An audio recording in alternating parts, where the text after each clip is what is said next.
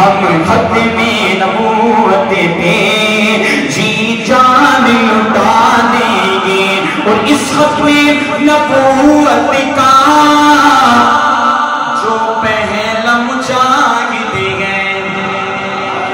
وہ پہلا مجاہد کون ہے کہ اس ختم نبوت کا جو پہلا مجاہد ہے،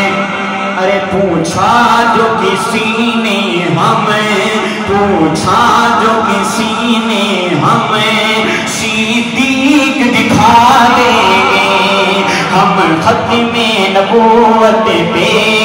جی جان لٹا دیں گے کہ اے گنبد خضرا کی جنت کے مکی آقا، مجاہد بندہ انشاءاللہ کہے گا کہ اے گنبد خضرا کی جنت کے مکی آقا، ہم آپ کے دشمن کو،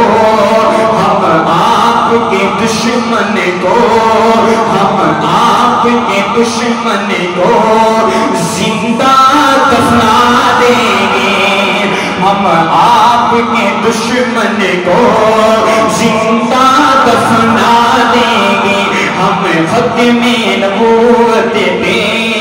جی جان لٹا دیں گے۔ اب آخر میں میرے ساتھ ذرا دو مرتبہ زندہ باد کا نعرہ لگانا ہے، دشمن کو پیغام دینا ہے کہ حضور کی ختم نبوت کے محافظ ابھی زندہ ہیں، ابھی بیدار ہیں، ابھی جاگ رہے ہیں۔ دو مرتبہ زندہ باد کا نعرہ لگانا ہے کہ تاجدار ختم نبوت زندہ باد، زندہ باد۔ دو مرتبہ حضور کی ختم نبوت کا نعرہ، میری حاضری مکمل۔